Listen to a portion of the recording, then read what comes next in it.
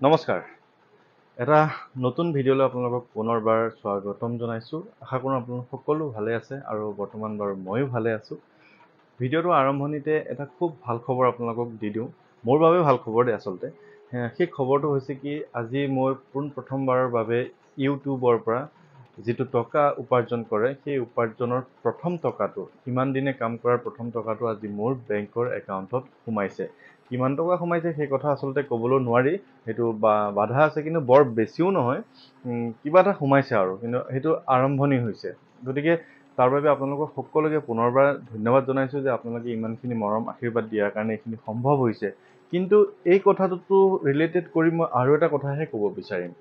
কাৰণ 2 মাহ আগতে যিটো ইউটিউব চেনেল বন্ধ হোৱাৰ উপক্ৰম হৈছিলে, যিটো ইউটিউব চেনেলত টকাবোৰ জমা আছিলে কিন্তু কাম কৰাৰ শক্তি নাছিলে, মোৰ যাতে সেই পইচাটো উইথড্ৰ কৰিব পৰা মোৰ হাতত শক্তি আহে, সেইখিনি কিন্তু সম্পূৰ্ণভাৱে বন্ধ হৈ গৈছিলে। আৰু সেই গোটেই যিটো মানসিকভাৱে মই দুৰ্বল হৈ গৈছিলোঁ, বা মই যি একেবাৰে অৱস্থা বেয়া হৈ গৈছিলে, তাৰ পিছত আজি মই 2 মাহৰ পিছত সেই টকাটো মোৰ বেংকৰ একাউণ্টত ল'বলৈ সক্ষম হ'লোঁ। সক্ষম কেনেকৈ হ'লোঁ? মই কাম কৰিলোঁ, আৰু কাম কৰাৰ শক্তিটো কেনেকৈ পালোঁ? সেই শক্তিটো পালোঁ ভগৱানৰ পৰা।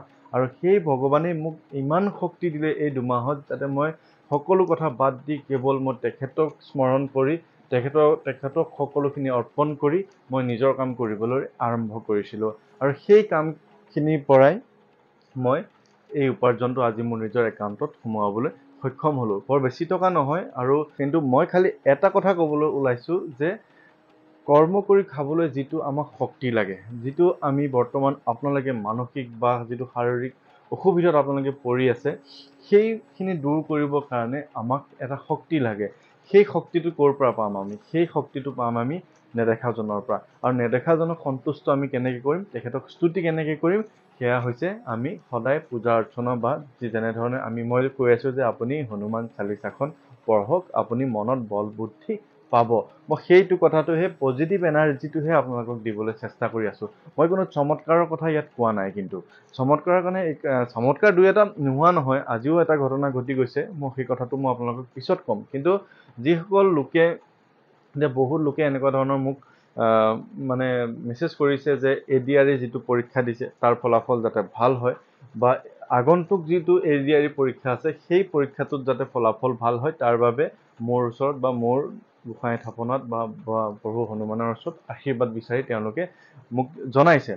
ঠিক আছে, মই সেইখিনি আপোনালোকৰ কাৰণে কৰি দিম, কিন্তু আপোনালোকে জানো নপঢ়িলে হ'ব? পঢ়িবতো লাগিব। কিন্তু সেই কথাটো হ'ল কি, যে আপুনি পঢ়িবলৈ, বা আপোনাৰ মনটো যদি অস্থিৰ হৈছে, আপোনাক যদি পঢ়াখিনি আপুনি পাহৰি গৈছে, বা লিখিবৰ সময়ত আপুনি কিছুমান বেলেগ বা শুদ্ধ উত্তৰটো মনলৈ আনিব পৰা নাই, সেই মনত যিটো স্থিৰতা, যিটো মনৰ শক্তি আপুনি পাব, সেই শক্তিটো আপুনি ক'ৰ পৰা পাব? সেইটো হৈছে ভগৱানৰ পৰা পাব। গোটেইখিনি আচলতে পজিটিভ কথা দেই, গোটেইখিনি পজিটিভ এনাৰ্জি আমি কথা পাতি আছোঁ। গোটেইকেইদিন মই আপোনাক পজিটিভ কথাই কৈ আছোঁ। মই কোনো ধৰণৰ অন্ধবিশ্বাস বিয়পাবলৈ আপোনালোকৰ ওচৰত কোনো কাৰণে অহা নাই, আৰু আপোনালোকে নাভাবিব। আৰু যিসকলে অন্ধবিশ্বাস বুলি কয় ভগৱান, আৰু তেওঁলোকেহে প্ৰকৃত অন্ধবিশ্বাসী আচলতে। অন্ধবিশ্বাস বুলি ভগৱানক কোনো কাৰণে ক'বলৈ নাপায়। ভগৱানৰ ওচৰত আপুনি এটাই কওক, হে প্ৰভু, মই অমুক তাৰিখে এটা পৰীক্ষা দিবলৈ যাম, মোক যাতে আপুনি সেই বল বুদ্ধি দিয়ে, যাতে মই পঢ়াখিনি মনত ৰাখিব পাৰোঁ।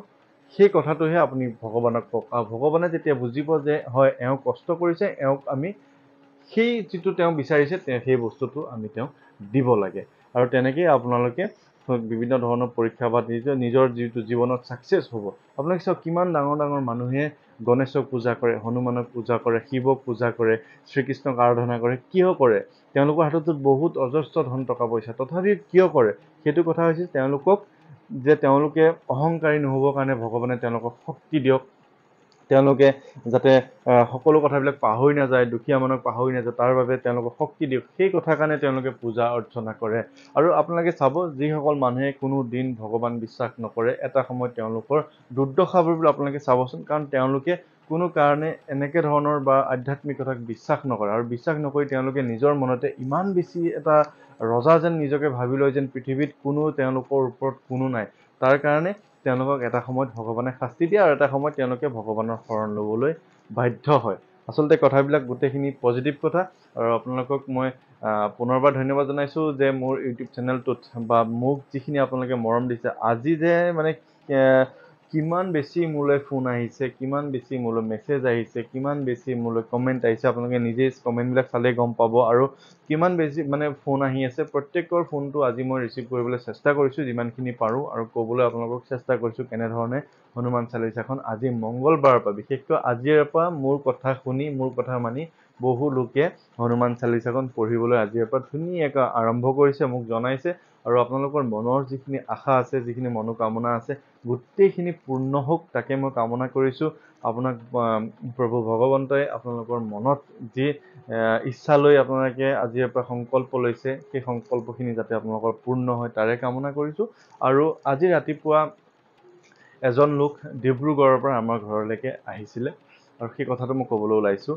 ৰাতিপুৱা 5 বজাতেই মানে 4মান বজাতেই আমাৰ ঘৰৰ সন্মুখ তেওঁ পাইছিলেহি আৰু 5 বজাত যেতিয়া মানে তেওঁক আমাৰ ঘৰৰ পৰা অকণমান গেটখন দূৰলৈ মানে যিহেতু ৰাতি শুই থকা হয় কথাখিনি ইমান মানে নুশুনি 5টামান বজাত যেতিয়া তেওঁ মাতি আছে বাহিৰৰ পৰা তেতিয়া আমাৰ মা উঠি গৈছে তেওঁৰ ওচৰলৈ আৰু তেওঁ কৈছে যে তেওঁ ডিব্ৰুগড়ৰ পৰা আহিছে তেখেতৰ নামটো আৰু ফটোখন মই ইচ্ছা কৰিও এতিয়া প্ৰকাশ নকৰোঁ কাৰণ মানুহৰ অসুবিধা কিছুমান থাকে গতিকে সেইখিনি মই নকওঁ কিন্তু সেই কথাটো মই ক'ব বিচাৰিছোঁ যে তেওঁ ৰেলৱেত কৰে পশ্চিমবংগত থাকে আৰু যেতিয়া মোৰ ভিডিঅ'টো তেওঁ পাইছিলে মোৰ কথাবিলাক তেওঁ শুনিছিলে আমাৰ ঘৰৰ নামঘৰৰ কথা তেওঁ শুনিছিলে তেওঁৰ এটা ইনফেকশ্যন হৈ আছিলে সেই ইনফেকশ্যনটো অকণমান মানে ডাঙৰেই আছিলে আৰু সেই ইনফেকশ্যনটো তেওঁ যেতিয়া টেষ্ট কৰিছিলে ইনফেকশ্যনখিনি পজিটিভ আহিছিলে আৰু তেওঁ মোৰ ভিডিঅ'টো পাই সেই তেতিয়াই মনত সংকল্প লৈছিলে যে কোনোবা এদিন আমাৰ নামঘৰ ভাগলৈ আহিব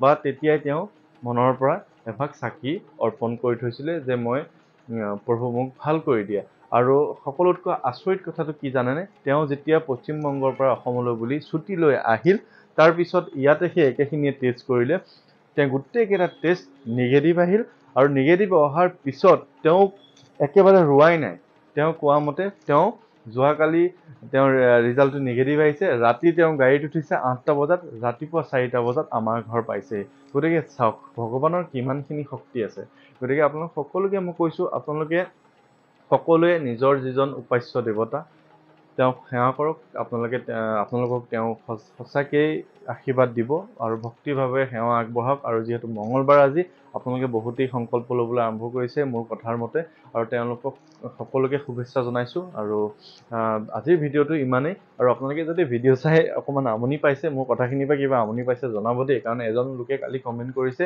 যে আপুনি ভগৱানক লৈ কিবা এটা পাইছে আপুনি অপপ্ৰচাৰ চলাইছে আপুনি প্ৰচাৰ কৰাটো ভাল হোৱা নাই মই আচলতে অপপ্ৰচাৰ চলোৱা নাই মই আপোনালোকক একদম পজিটিভভাৱে কৈ আছোঁ আপোনালোকে যিসকল মানুহে সমস্যাত পৰি একেবাৰে মানে নিজকে ধ্বংস কৰি দিয়াৰ কথা চিন্তা কৰিছে বা যিসকলে মানে সমস্যাত পৰি আৰ্থিক সমস্যা বা শাৰীৰিক সমস্যাত পৰি একেবাৰে দুৰ্বল হৈ পৰিছে কোনো কাৰণে বাট দেখি পোৱা নাই তেওঁলোকৰ কাৰণেহে এই ভিডিঅ'বিলাক বনাই আছোঁ তেওঁলোকে যাতে মোৰ ভিডিঅ'ৰ পৰা পজিটিভ এনাৰ্জি এটা পায় তেওঁলোকে নিজৰ কাম কৰিবলৈ শক্তিখিনিৰ কাৰণে ভগৱানক পূজা অৰ্চনা কৰে তাৰ কাৰণেহে মই এই ভিডিঅ'খিনি বনাই আছোঁ আৰু সকলোকে পুনৰবাৰ ধন্যবাদ জনাইছোঁ আৰু আজি মই মানে মোৰ মনলৈ যিখিনি শক্তি আহিছে মই মোৰ আচলতে পডকাষ্ট চেনেলৰ কাম কৰিছিলোঁ মই বিভিন্ন লোকৰ সাক্ষাৎকাৰ লৈছিলোঁ আজি এজন ডাঙৰ অভিনেতাৰ মই সাক্ষাৎকাৰ ল'বলৈ গৈ আছোঁ গতিকে সকলোৱে মোকো আশীৰ্বাদ কৰিব সকলোৰে ভাল হওক আৰু ইমানখিনিয়ে কৈ আজিৰ ভিডিঅ'টো সামৰণি কৰিছোঁ সকলোৱে ভালে থাকিব ধন্যবাদ নমস্কাৰ